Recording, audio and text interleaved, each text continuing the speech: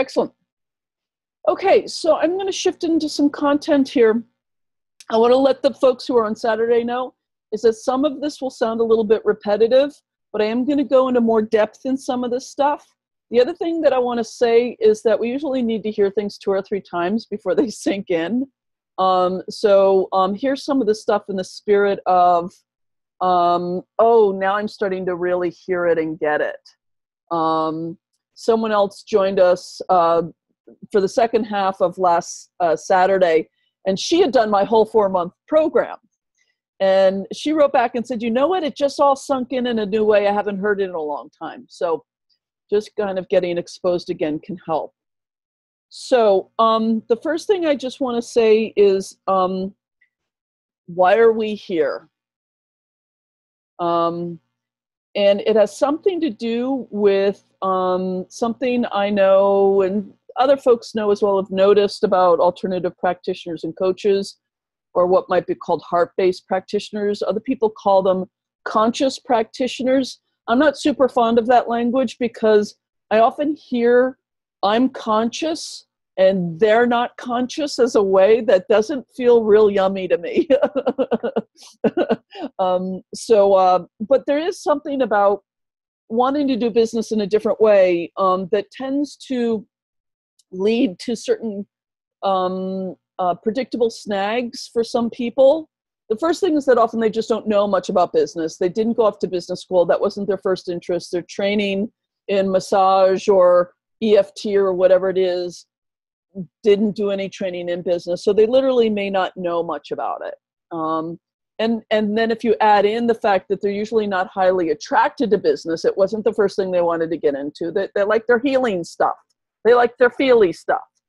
So it can feel like an effort or a push to make themselves work on the business part of things. Often systemically for these folks, there's an impression of business somehow at its essence unethical and tainted. We talked a lot about this on Saturday. Raquel was especially identified with this from her past working in the corporate world. I think it was you, Raquel. Do I have that right? Or was it Judy? I can't remember. It was Judy. Okay. But even if you haven't had that personal experience, there can be this sense of buying and selling and some of us can have personal ecology either because of childhood experiences or as a result of ancestral things that have occurred around financial success. Is that okay for me to have? Some of us may have already invested a lot of money in business growth programs that were not a good fit for us as heart-based practitioners. So we want to find a way forward that is both in alignment and allows for success. So at this point, I want to shift to sharing the screen. Whoops, here we go. So here we are. I want to just start out with some basic principles for heart-based business folk who, if we can begin to integrate these over time, will make it feel better for us. Like, this is the way we got to do business for it to feel good for us. The first thing is letting it be okay to commit to honesty, ethics, and authenticity. There is a lot of business advice out there or business modeling out in the world that's not in alignment with our ethics. And sometimes we feel like we have to get over ourselves and make ourselves do it anyway. Make ourselves do the hard sell or whatever it may be. But if we decide, I like my ethics, I like my values, that's who I want to be, and we decide to just commit and be in alignment around that and to move forward in a way that's honest, it tends to allow a lot of things to just drop out. This feeling of having to do something just goes, well, nope, I don't have to because I've decided not to. Can feel good. The second bullet is just to remind us that it is my conviction that business is and can be a dignified exchange by two people who have freely chosen to be in the interaction. That there doesn't have to be any non-consensual business activity here, if we want to take an analogy from the sexual realm, right? that it can be a dignified exchange, so that when you do something for someone, you do a constellation for them or you do a coaching session with them, they give you a check, and that check represents their work from another realm, right? And then you take that money and you put it in the bank, and then you go to a movie, or you use your money, right? And this is what supports the economy, keeps things moving, makes relationships, makes connections. This is the place where I talked on Saturday about the idea of sacred commerce, the sacred marketplace, which is a very, very deep archetype. And I invite us to keep sort of getting in touch with this notion that we can contribute to a healing of the marketplace in the Western world in our own little way. If you, let me put it another way, if you have a healthy business that you can pay the bills on, you're a job generator in our economy. You've made a whole job. Those people who talk about, job generation, right? This is good. This is a good thing. The third bullet, honoring our cultural limitations. I've already sort of implied it in the second bullet. We do have an economy and a culture that is not the way we'd like it to be, is not in alignment with our heart-based principles.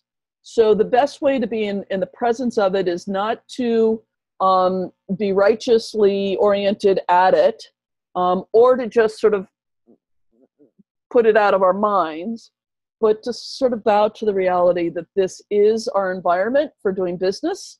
And what does it mean to commit to having an ethical, healthy, sacred commerce in its midst anyway? But without pretending it isn't the way that it is. The fourth bullet, managing our neediness properly, not getting our needs to be valued, loved, adored, safe and secure, feeling like we're a good person from making a sale from our clients.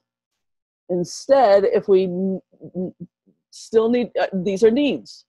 Most of us need to feel more worthy or good or safe and secure in our lives. And so the place to put that is, either in our spiritual practices or our philosophical practices, our meditation practices, are the places in the world that reflect our worthiness, but to not project that onto our clients and onto making sales. I remember a few years ago having a client who was kind of doing okay, but she really wasn't selling workshops at the level she wanted to. And she said, if I don't really sell out my workshops, how do I know I'm of value? And I was silent and I said, will you please repeat that to yourself? And she went, oh. She's of value if nobody ever signs up for any of her workshops, ever, right? And placing our value on whether we sell a workshop out or not is placing pressure on sales, placing pressure on participants and clients that doesn't belong there. We need to do our own work in recovering our worthiness and our value. Bullet number 5, noticing the fundamental okayness of everyone. Many people go into these interactions feeling like we need to keep each other safe from things. I need to make sure I don't upset anyone. I have to make sure I don't humiliate myself or fail, right? I have to make sure they don't feel pressured or upset when I mention the price, that sort of thing. What if everyone's okay and no one needs protection? I don't need protection from the potential client. The client does not need protection from me. Oh, that feels good. Let's have a conversation now. And then the last one is just to honor our healing and progress. So many people feel like they can't move forward in business until they've got themselves all healed up and better. And I can tell you from personal experience, you can still need healing in some significant ways in your life and pay the bills and be okay. I promise you this is true. And this doesn't mean we don't keep chipping away. And then something will come up in business and you'll realize a new thing needs healing. Yeah. Okay. Now I do want to say a few words about that last bullet, about the healing and progress. a good chunk of the rest of this call is going to be about getting ourselves started a little bit in our businesses and taking action and some good practice stuff. I decided the place to start was actually around some nuts and bolts. But before I move into that, I just want to say a few words about this last bullet, which is going to be more of what we focus on in the next 3 sessions, which is healing pieces. Although we're doing it all the time. We do it in the opening Heart of Business meditation. We do it whenever we reframe something. Hopefully, even the information I've been giving you up until now has had its nice own little healing effect, right? Oh, I had a lot of preconceptions. I'm feeling better. I'm relaxing a little bit. Oh, that kind of thing. But we're going to do more of that in the next few sessions. But I want to say a few words about it. In order to move forward in business, we need just enough healing around the things that might be blocking our capacity to move forward. As I explained on Saturday, and I'll talk more about in future sessions, not every problem is a healing problem. Some of them, they're just things that need to be learned. Some things that's just we're out of alignment with ourselves and we need to get back into alignment. And there are some things that need some healing. We do understand. Some of the major problems in business that can arise that give one the suspicion that perhaps we are in need of some healing are things like this. Procrastination is often a big one. Now, not always. Sometimes we're procrastinating because we're trying to make ourselves do something we're actually not in alignment with, which is not a healing issue. Or sometimes we're procrastinating because we just don't know how to do something. And it's just a learning issue. But often when we know we can do it and, we can write that email or sit down and learn that MailChimp and we're still not doing it, it's a healing issue. Chronic undercharging or giving away of our services is another one that it can often be an issue that needs healing. Fears around being visible, reluctance to market or put yourself out there are often a healing issue. Another one that's a little subtle, but persistence around being confused and unclear. Like unclear about what I do or how to talk about it or where to get started or how to prioritize.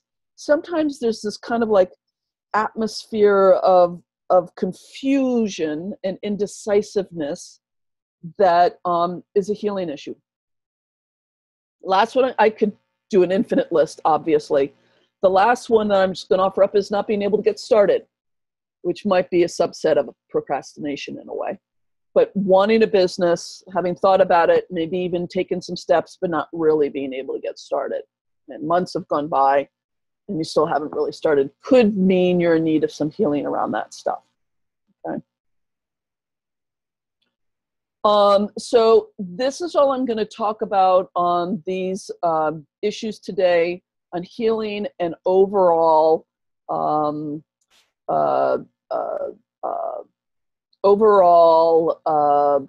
heart-based principles of business.